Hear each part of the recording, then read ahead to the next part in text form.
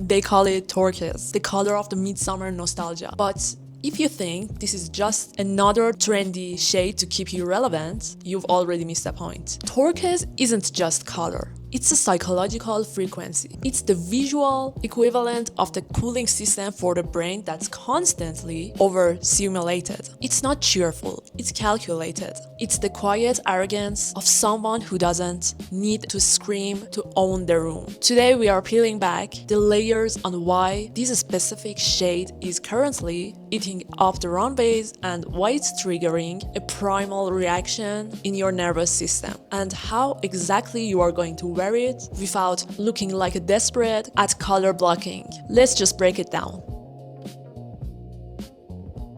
The human brain is just a fickle thing. We are currently living in a cycle of visual fatigue, constant neon noise. There is a surgical precision to the way that utilize this shade. It's not soft, it's architectural. When you inhabit this color, your posture automatically changes. You are signaling to your own subconscious that you are composed, cold, and calculated. It creates a psychological fence around you.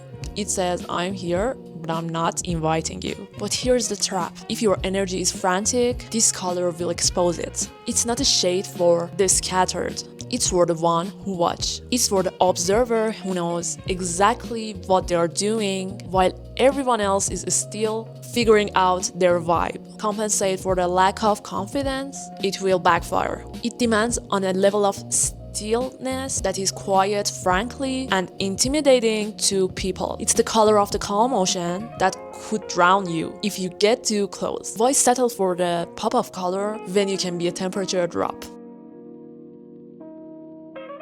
If you want to embody the main character energy, you take this shade to high contrast, industrial, or intellectually heavy spaces. Think of an underground architectural exhibit, or a brutalist library, or midnight coffee bar that doesn't even have a sign on the door. You are the centerpiece of the landscape, of the concrete and the shadows. But please, I say this with love, do not wear it on a casual, brunch, or hyper-saturated places and bubbly settings. If you show up on a pastel field, cottagecore, picnic in a sharp architectural turquoise, you are not looking edgy.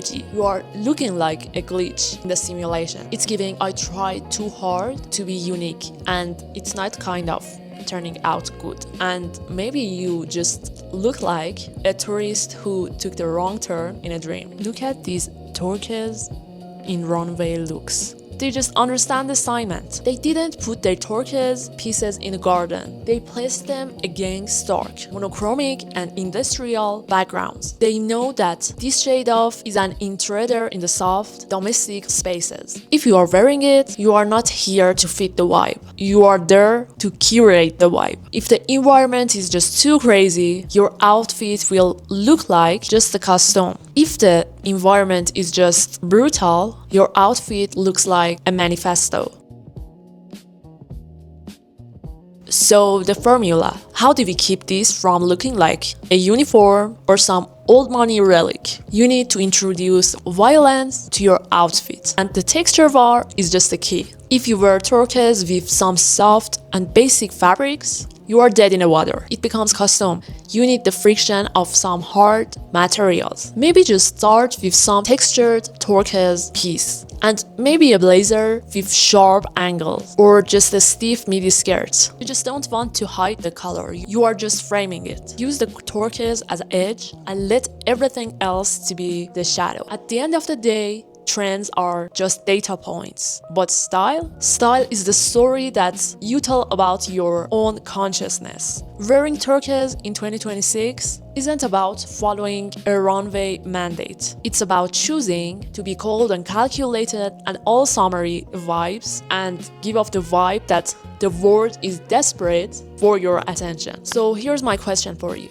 Are you wearing the clothes, or are the clothes using you to blend into the noise? Does your clothes reflect your intellect or just your desire to be perceived? Drop a comment and tell me. And if you are into fashion and psychology, why we wear what we wear, don't forget to like this video and subscribe to my channel. See you next time. Bye bye.